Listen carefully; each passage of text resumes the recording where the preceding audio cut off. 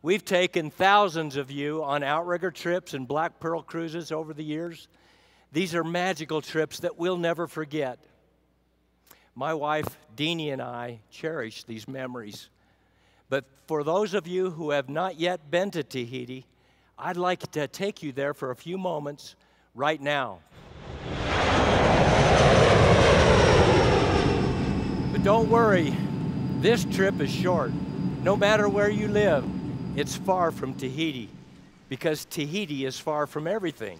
I think that one of the reasons it's so unique is because it's so remote. French Polynesia is made up of 130 islands that sit way out in the middle of the vast Pacific Ocean. These are just pinpoints of land sprinkled across 5 archipelagos, surrounded by over 60 million square miles of open ocean.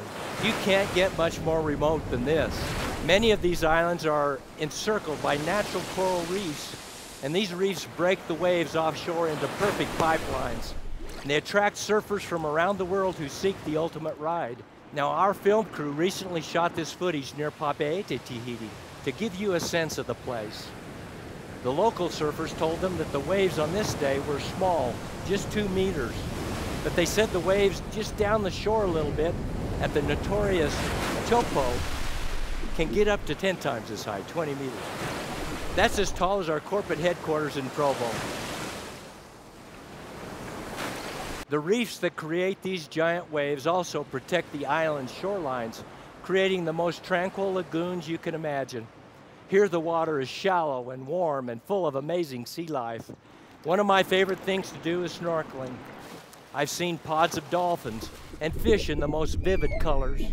I've swum the reefs with reef sharks on the Motus just off of Moorea, and stingrays have affectionately rubbed my legs as they glided by. It always feels to me like I'm swimming in some kind of a fantastic aquarium built just for me. Now moving out of the water and towards the interior, you're met with a stunning variety of terrain in these islands. Look up past sheer cliffs to dramatic peaks that rise thousands of meters above the sea and are completely enveloped in dense green vegetation. It's easy to see why Tahiti and her islands, including Bora Bora, are considered to be amongst the most beautiful and wondrous places in the world.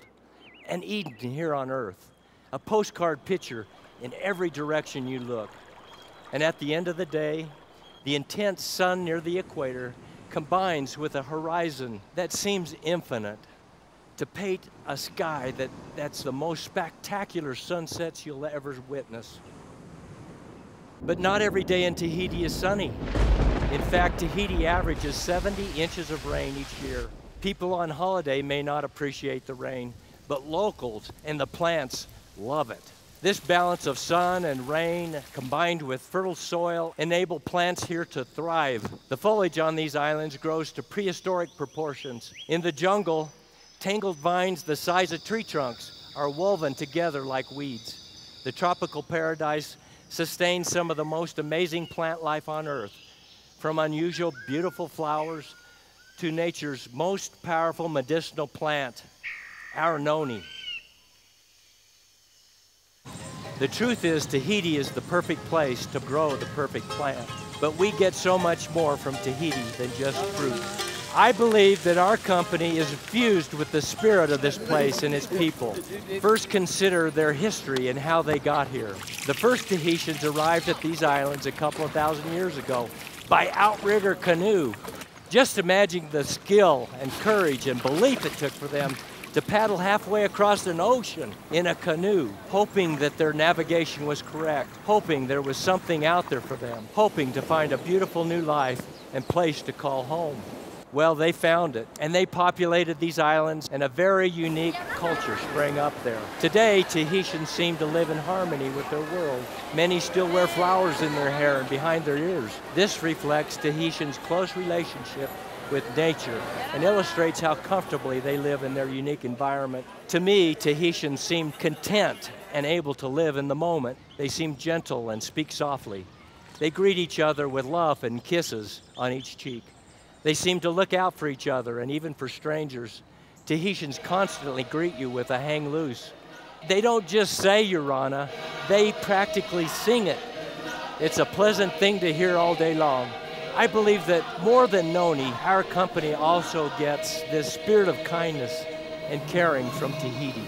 For me, the most endearing thing about Tahiti is the children. When you visited the Morinda headquarters yesterday, you probably saw the wall of water as you came in the front door. I hope you noticed the bronze sculpture of the Tahitian kids playing in the waterfall, and the similar sculptures in the Morinda Gardens that depict a family singing. These scenes represent actual events that we experienced the first time the founders visited Tahiti together in 1996. These scenes remind us every day of the feeling that captured our hearts in Tahiti when we first started this business. This feeling is at the core of everything we do at the company. Every decision we make, every product we develop, everything. Now I tell you all of this because I know that it's easy to feel disconnected from these islands and from the source of our noni and other bioactives. But I hope that now from your flat in London, your office in Moscow, or your train car in Tokyo, or your home in Guangzhou, every time you consume or share one of our bioactive beverages, you think about what's inside and how it got there. You think about this amazing people and these feelings, and you're inspired to be a bioactivist. Yes, we are bioactivists with Tahitian roots. Thank you very much.